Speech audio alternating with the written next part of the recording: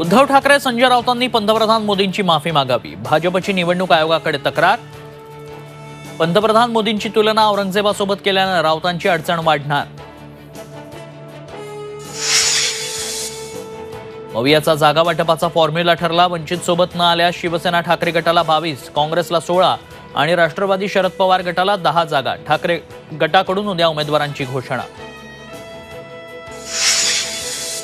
आंबेडकरांच्या अल्टिमेटमची मवियाकडून दखल. 5 जागांचा सुधारित प्रस्ताव वंचितला सादर. आंबेडकरांच्या भूमिकेकडे लक्ष.